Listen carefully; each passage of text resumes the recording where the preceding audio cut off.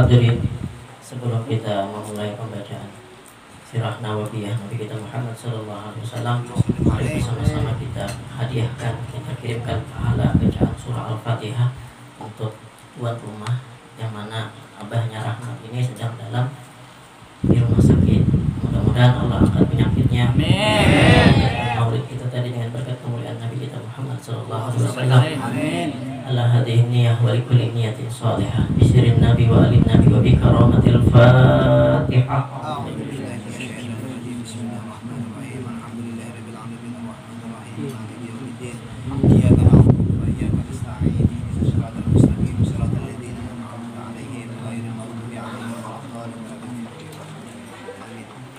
Assalamualaikum warahmatullahi wabarakatuh. Waalaikumsalam warahmatullahi wabarakatuh. Semangat nih, bagus. Tidak ngantuk. Alhamdulillah. Alhamdulillahilladzi arsala ilaina afdalal rusul wa anzala alaina afdalal kutub wa ja'alana khairal ummatin ukhrijat lin-nas wa amarna bil ijtima'i lil haqq wal huda wa nahana 'anil iftiraqi wa ittiba'il hawa. Asyhadu an la ilaha illallah lahul asmaul husna yusabbihu lahu ma fis samawati wal ardi wa huwal azizul hakim. Wa asyhadu anna Muhammadan abduhu wa rasuluh al-mab'uts rahmatan lil alamin. Pertama-tama marilah kita ucapkan alhamdulillah kepada Allah yang telah mengumpulkan kita semua di tempat yang mulia ini dalam rangka pembacaan syair-syair Maulid Nabi kita Muhammad sallallahu alaihi wasallam. Isi dari syair itu adalah puji-pujian kepada Nabi kita. Karena kalau kita memuji Nabi tidak ada habis-habisnya. Sebagaimana pengarang qasidah Burdah, beliau hanya sekali termimpi melihat wajah Nabi kita. Akhirnya bisa mengarang qasidah Burdah yang begitu banyak kalimatnya. Pernah membaca qasidah Burdah? Tebal itu 1 jam mungkin dibaca. Baru sebentar melihat wajah ketampanan Rasulullah sudah bisa mengarang kalimat-kalimat yang indah mengenai Nabi kita Muhammad SAW. Salawat dan salam tidak lupa pula kita haturkan kepada orang yang mulia yang menjadi panutan bagi kita semua, yaitu Nabi kita Muhammad SAW. Semoga dengan sebab berkumpulnya kita di sini menjadi saksi bahwasanya nanti kita berhak mendapatkan syafaat baginda Nabi kita Muhammad SAW. Qalu subhanaka la ilma lana illa ma 'allamtana innaka antal alimul hakim. Rabbi zidna ilma warzuqna fahma bi rahmatika ya arhamar rahimin. Qala Allah ta'ala fil Qur'anil Karim wa innaka la'ala khuluqin 'azim. Wa qala Rasulullah sallallahu alaihi wasallam innama bu'ithtu li utammima makarimal akhlaq. Hadirin sekalian yang dirahmati oleh Allah, Rasulullah bersabda, sesungguhnya aku tiadalah diutus ke muka bumi ini kecuali satu, yaitu menyempurnakan akhlak. 13 tahun Rasulullah berdakwah di Mekah.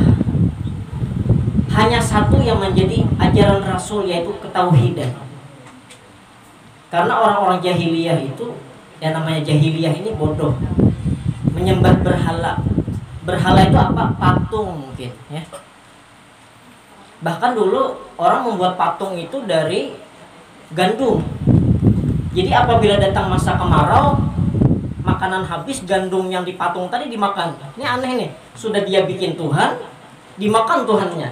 Makanya disebut dengan kaum jahiliyah. Jadi 13 tahun Nabi berdakwah di Mekah untuk menyempurnakan tauhid.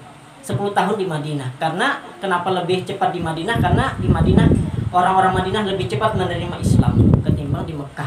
Oleh karena itu ayat-ayat Al-Quran yang ada itu ada surah Makkiyah dan Madaniyah. Biasanya surah Makkiyah itu ada surah-surah yang sifatnya ancaman, karena memang orang-orang Makkah itu ya keras orangnya. Apalagi Abu Jahal, Abu Lahab dan Abu lainnya. Yang dari Abu kok ngarannya Abu Sufyan. Ada di sini yang ngaran Abu.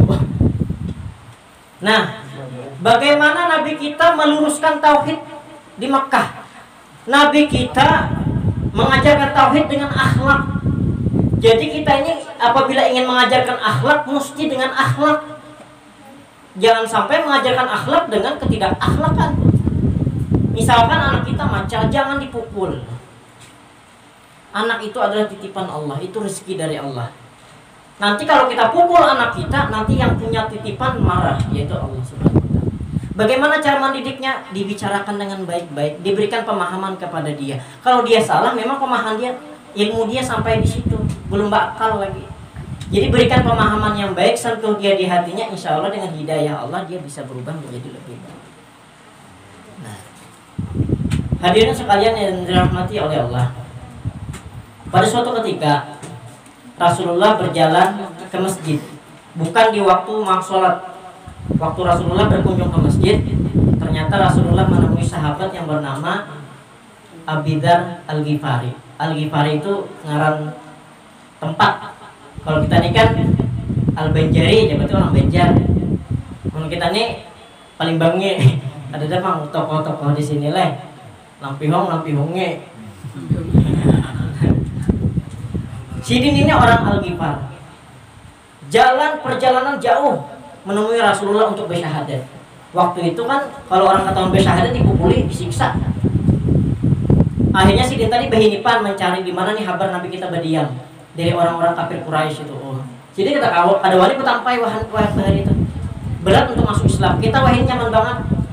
Lahir langsung Islam karena kita lahir di lingkungan orang muslim. Coba bayangkan kita lahir di daerah Gaza, Palestina situ. Ya.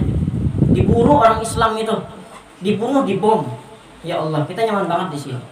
Nah, akhirnya Sidin menemui Rasulullah SAW. Lalu ditanya oleh Rasulullah, "Ma apa pian di masjid nih? Bina khusyuk banget." Jar Sidin, "Maaf ya Rasulullah, ulun di sini bawirid kada, berzikir kada, i'tikaf ya mungkin sapali i'tikaf aja juga. Tapi napa maksud pian ke masjid ngene? Ulun ya Rasulullah hendak menghindari manusia. Karena orang pada datang ke rumah napa Sidin banyak isi hutang. Supaya menghindari orang ditagihi hutang ke rumah, Sidin ke masjid supaya aman aja. Dan jadi orang nambah hutang ini kan nyaman Pak ay. Bebayar hendak pulang ke sana. Belum siang ada. Beliung. Pas itu ada bulan beliung kada tenang. Sempit dunia ini bagi orang yang isi hutang. Bahkan malam pun ngalih goreng ini. Kalau kawa kita ini kadang berhutang mengkawa. Kalau berhutang hanya untuk gaya hidup parai gitu kan usah gitu. Kita yang penting hidup ini cukup makan, istirahat kawa, kada terlalu dikejar dengan kehidupan dunia. Maksudnya ibadahnya bagus kita.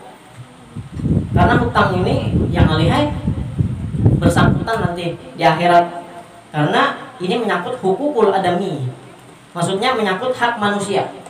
Apabila kita bersangkalan di dunia belum lunas, nanti di akhirat panjang urusannya. Jadi sebelum kita wafat hendaklah kita tunaikan hutang bagi yang kada ada hutang, baiknya kadakin berhutang mutawa. Hadirin sekalian yang dirahmati oleh Allah. Kemudian Rasulullah mengajarkan satu doa, wahai Abu Dzar Al-Ghifari, maukah engkau saya ajarkan satu doa untuk menghilangkan kegundahan hati ketika ditekan hutang. Jadi ini doa untuk menghilangkan kegelisahan, tekanan hutang lah, bukan berarti orang mengamalkan ini pas langsung hutang lunas. Ini keharatan kalau kita hendak juga ada doanya, pemain baiknya langsung lunas hutang. Jadi ini menghilangkan kegundahannya saja. Apa aja Rasulullah? Doanya Allahumma inna, mungkin ini sering didengar, na'udzubika minal hammi wal hazan, wa na'udzubika minal ajzi wal kasal, wa na'udzubika minal jubni wal bukhal, wa na'udzubika min ghalabatid daini wa qahrir rijal. Jadi ini doa untuk itu tadi. Hadirin sekalian yang dirahmati oleh Allah. Sebenarnya ada hikmah besar yang Rasulullah ajarkan kepada Abu Dzar, dan bukan hanya kepada Abu Dzar tapi kepada kita juga, umatnya pasti disuruh memakai. Jadi di dalam doa tadi terdapat 8 penyakit batin. Ya. Kita ini terkadang bisa loh sakit awak lah, itu penyakit fisik ngarannya. Dan tidak pernah didapatkan satu riwayat pun yang mengatakan orang itu bisa masuk ke neraka dengan disebabkan penyakit lahir, penyakit fisik. Misalnya kenapa pian masuk neraka? Ulun puringan bahari. Beda sejarahnya kayak itu. Tapi yang bisa menyebabkan orang masuk neraka adalah penyakit batin, penyakit hati. Apa itu? Sombong lah, merasa mulia lah, merasa lebih baik dari orang lain. Itu ajaran keluar dari ajaran Ahlus Sunnah wal Jamaah kalau merasa diri lebih baik dari orang lain. Kemudian apa? Ujub, sum'ah. Sum'ah itu ingin didengar. Ria. Nah, itu penyakit-penyakit batin yang harus kita atasi. Iri, dengki, hasud. Iri kalau nyaman terhadap kebaikan ya silahkan. Misalnya kayak ini. Kata Rasulullah, apabila engkau ingin bahagia, maka pandanglah urusan agamamu ke atas. Maksudnya gini, kita belum bisa baca Quran, tapi teman kita bisa baca Quran, termotivasi untuk bisa baca Quran. Itu iri yang dianjurkan. Yang iri yang ada baiknya kayak ini. Wah, melihat kau tetangga nih mulai menemukan mobil puga, lalu berpikir hendak memecahkan bannya lagi. Nah, ini dengki nih, merusak, iri yang merusak. Jadi iri yang dianjurkan itulah dalam hal ibadah lah. Orang itu bisa ke masjid, kenapa saya tidak bisa? Orang itu bisa sholat malam, kenapa saya tidak? Nah itu yang dianjurkan oleh baginda Nabi kita Muhammad Sallallahu Alaihi Wasallam. Jadi di dalam doa tadi, apa yang pertama penyakit batin itu? Minal hammi, ya Allah kami berlindung kepadamu daripada ham. Ham itu keraguan-raguan. Bisa kalau bahasa kita ragu-ragu lah. Nah, dalam hadis lain Rasulullah bersabda, "Da' ma yuribuka ila ma la yuribuk." Tinggalkanlah sesuatu yang meragukan kepada sesuatu yang tidak meragukan. Misalkan begini, ulun sembahyang maghrib pakai wudu maghrib. Sampai waktu isya ragu nih. Wudu tadi batal kah kada kayo? Kata Rasulullah, tinggalkan yang meragukan kepada yang tidak meragukan, maka wudu basah. Jadi hilang dah keraguan tadi. Nah, itu maksudnya tinggalkan yang ragu-ragu. Ragu-ragu ini macam-macamnya juga. Ragu-ragu handa babini lah, handa balaki lah. Tak lalu timbang setahun pas kada kawin-kawin. Orang banak, orang bacucuan dah. Nah, boleh manimbang tuh, tapi jangan juga tak lalu timbang. Mana-mana nimbang. Talambat kina. Jadi kita hilangkan keraguan itu. Karena gini, kita itu tidak akan belajar apabila tidak menjalani. Ya. Karena pengalaman itu adalah guru yang paling baik. Pengalaman. Misalnya ulun berjalan di masjid, ternyata di puduannya bajunya lincar, pas tapalisit. Isuk mau lah kira-kira pulang kayak itu. Karena sudah pengalaman. Karena kita ini terkadang apabila dinasihati orang kada percaya. Nah, misalnya untuk jalani dah hanya tahu rasanya. Nah, jadi hilangkan keraguan-raguan, ini adalah penyakit batin. Waswis. Pernah kalau pian mendengar orang nang sembahyang tapi gelegak-gelegak, oh, tabulik pulang. Ini ngali banget. Ada suara orang kita Indonesia pergi ke Mekah sholat berjamaah, ternyata itu Allah bersampai-sampai tapak buhan Arab di kepala, langsung Allahu Akbar, bujur, ampih Pak. Bulik Indonesia wagas kada lagi waswis sembahyang. Jadi waswis itu dipaksa. Bila ragu dilawan, sudah 3 kali dah wudu, yakin sudah. Nah, karena kalau kita lebih dalam wudu, makruh hukumnya karena membuang-buang air, membazir jadinya. Yakini saja sudah. Nah, kemudian hazan. Penyakit batin yang kedua adalah hazan, sedih.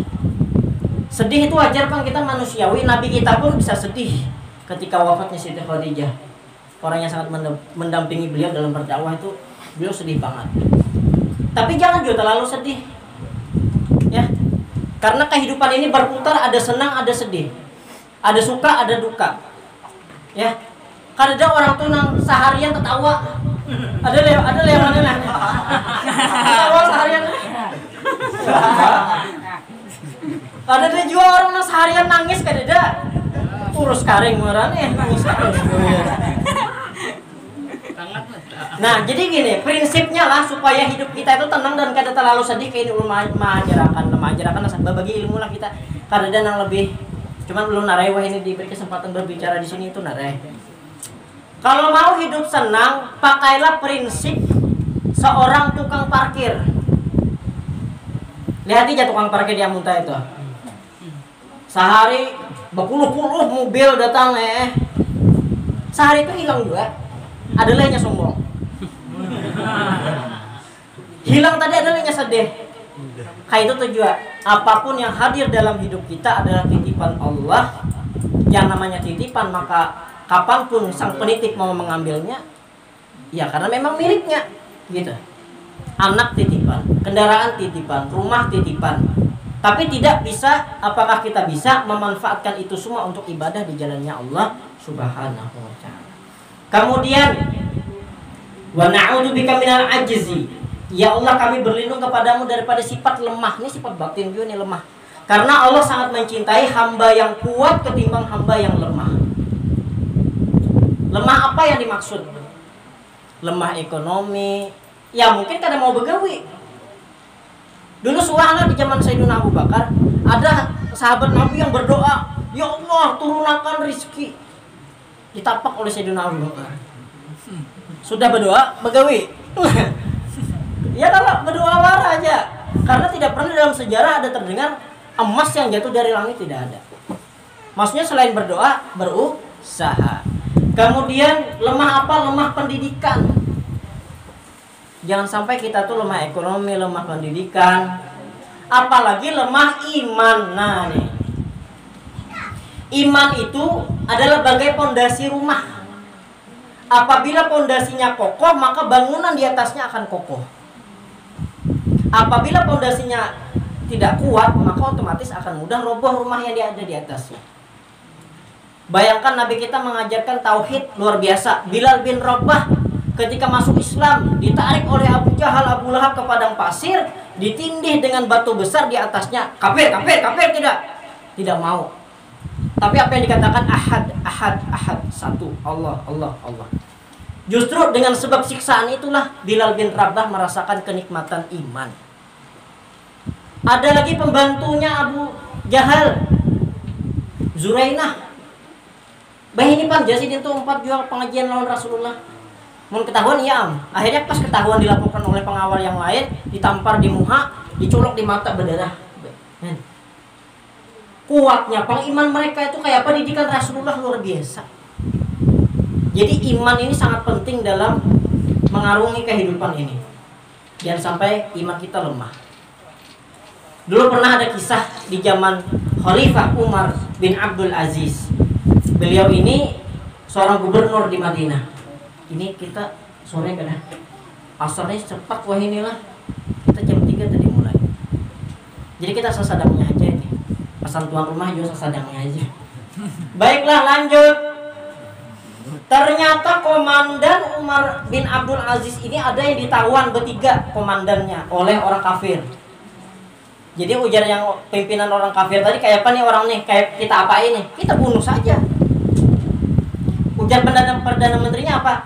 Mun kawa kadekin, kita ajak aja inya masuk ke dalam agama kita, dan kita suruh nanti dia akan menyerang kepada Khalifah Umar. Maksudnya menyerang balik, orang Islam menyerang kepada Islam, tapi dikafirkan dulu. Oh bagus nih sarannya nih.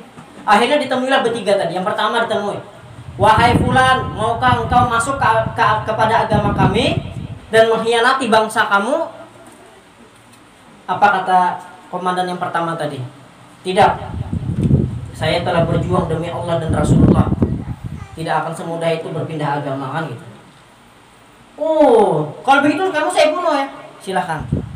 Luar biasa nih.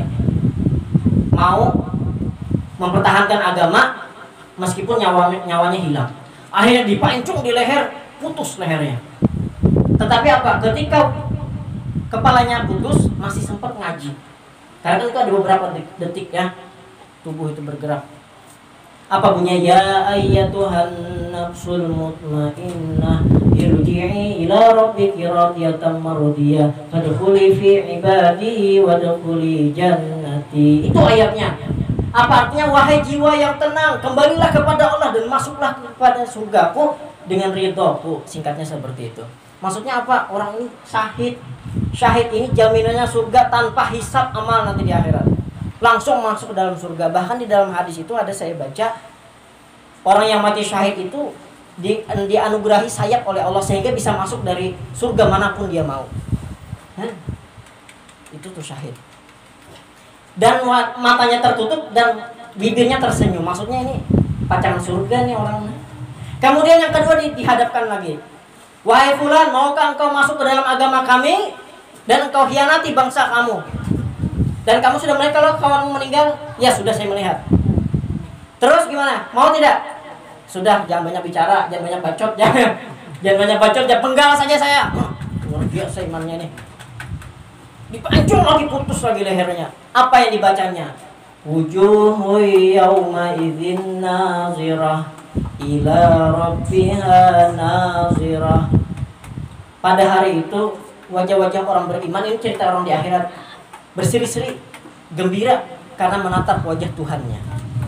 Orang ini akhirnya menutup mata dan tersenyum. Maksudnya dijamin masuk surga. Yang ketiga, gimana? Mau masuk ke dalam agama saya dan kamu akan dikasih kedudukan yang tinggi di istana ini. Ternyata nih lama nih saya keluarnya. Lama barangnya nih. Kalau kita mau. Akhirnya apa? Saya berunding dulu ya dengan Perdana Menteri saya. Jabatan apa yang akan kamu pegang? Akhirnya berbicaralah kepada Perdana Menteri. Ini gimana nih orang ini? Ternyata pemikiran oleh Perdana Menteri ini lain. Kalau bangsanya saja mau dihianati, bagaimana dengan kita musuhnya? Gimana? Nah, sudah lama hidup lawan Umar bin Abdul Aziz tadi, sudah jadi hianati, apalagi lawan kita musuhnya. Siapa tahu nanti kita ditusuk mulai belakang. Kalau begitu bunuh saja. Pasca parah ya. Maka sudah murtad gitu. Ketika dihadapkan, wahai sepulan sini, gimana? Apa jabatan saya? Apa kekayaan yang saya dapatkan? Rumah mana yang milik saya? Oh maaf, tidak ada. Saya khawatir kamu akan berkhianat kepada kami. Akhirnya apa? Dibunuh lah dia. Akhirnya apa? Tapi mohon maaf, sebelumnya saya mau syahadat lagi. Mau berislam bahasa. Ketika mengucap syahadat kata kawa. Kayak wahin.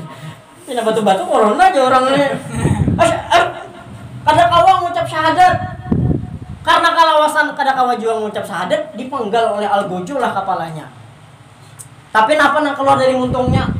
Ya hafal penjual Al-Qur'an, yaitu ayat tentang azab. Jadi masalah iman ini kada kawa disangkal-sangkali. Kita meninggal, apa yang sering kita lakukan itu yang kita ucapkan. Misalnya terlalu cinta lawan bini. Kalau cinta lawan duit pas meninggal, duit. Kada kawa ngucap la ilaha illallah. Makanya Rasulullah ketika wafat itu napa nang sidin sambat umatku. Karena sidin itu siang malam mendoakan lawan kita. Jadi napa rancak kita baca apabila kita nih rancak berzikir Allahu Allah. Insya Allah ketika kita wafat akan mampu mengucap kalimat syahadat. Barang siapa yang bisa mengucap kalimat syahadat ketika wafat, maka jaminannya adalah surga. Kemudian minal ajzi wal kasali. Pangulir. Nah, ini penyakit batin juga pangulirnya. Lalakian lah. Kawan jangan pangulir. Lalakian itu mun bebini syuting aja bertanggung jawab. Mun pangulir itu otomatis biar tapi banyak duitnya. Mun bertanggung jawab dicintai. Karena kasih sayang itu lebih mahal daripada harta. Ketika kita bisa membahagiakan istri, maka disitulah rezeki kita akan dibanyakan oleh Allah Subhanahu wa ta'ala. Kemudian minal ajzi wal kasal wa minal jubni wal bukhal. Jubni ini pengecut, sifat pengecut. Jadi orang Islam tuh harus berani, apalagi di atas kebenaran. Dulu lah azan. Belum. Sebentar lagi insyaallah sebentar lagi. Sahabat Nabi ini turun ke medan perang dengan kapal. Ketika turun, sekalinya apa? Kapal tadi dibakar. Wahai pasukan sekalian, tidak ada pilihan. Maju ke depan atau mundur. Mundur kita bakal tercebur ke sungai. Kalau ke depan ada musuh, kita meninggal syahid. Ini keberaniannya. Boleh kada kawa, kapal mati. Kapal terbakar dah. Jadi mental pemberani. Jadi Islam ini sepertiganya, 2/3 bumi ini dikuasai oleh Islam karena keberanian para mujahid Islam. Karena mau ngeluyuk-luyuknya, bahkan barilah di higa Nabi ini ada sahabat Nabi, hendak perang nih. Biasanya kalau di zaman Nabi itu apabila ada yang memakai imamah warna abang, itu siap mati dah. Ibaratnya kada tinggal bulik ngaran aja lagi. Mun imamahnya abang, ciri-ciri itu orang tuh memang siap mati dari medan perang. Ya Rasul, mana musuh, mana musuh. Kada sabar lagi nak masuk surga. Takbir, dia Nabi, Allahu Akbar. Langsung memeras belum makan kurma lagi. Sambil makan kurma. Pas mati. Dan orang Bahari itu wani banget. Ini disuruh baju jihad, bilang anu banget. Baiklah lanjut, minal jubni wal bukhal. Nah, pamalar ini penyakit batin juga. Barang siapa yang bisa melepaskan sifat bakhil dalam dirinya, maka beruntung orang itu. Penyakit bakhil itulah, Masya Allah nih, kita doakan nih Sohibul Bait, mudah-mudahan dilimpahkan rezeki sebanyak-banyaknya. Pandangan ini luar biasa nih, sedekah lawan kita luar biasa. Jadi bakhil itu adalah penyakit lah. Jadi harta kita yang sebenarnya adalah harta yang kita sedekahkan di jalan Allah. Itu harta kita yang sebujurnya. Kalau yang dimakan, belikan pakaian, bisa tidak kekal pahalanya? Bisa kalau diniatkan untuk ibadah. Misalnya gini, makan, ya Allah saya makan ini supaya saya bisa tegak dalam beribadah sholat. Maka makan ini menjadi ibadah. Kalau kada berniat ya kayak itu bang, kayak itu ya sama. Jangan sampai nilai kita tuh sama. Pakaian nukar baju yang bagus, ya Allah supaya saya ini nikmat ibadah berhadapan denganmu. Maka baju tadi menjadi kekal nilainya di akhirat. Kemudian jubni wal bukhar wa min ghalabatid dain, dan daripada tekanan hutang. Nah ini tadi supaya dihindarkan dari kegelisahan atau bisa terlibat hutang.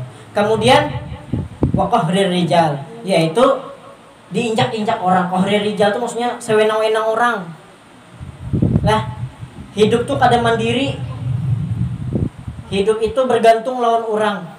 Mun kawa kita ini hidup mandiri lah, pian anom-anom. Usahakan dah mandiri. Mandiri apa? Mandi berdiri, bukan.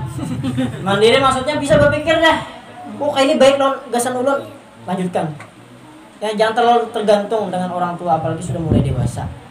Berusaha untuk mencari nafkah untuk keperluan diri sendiri. Kalau bisa. Lah, barangkali hanya ini dulu lah.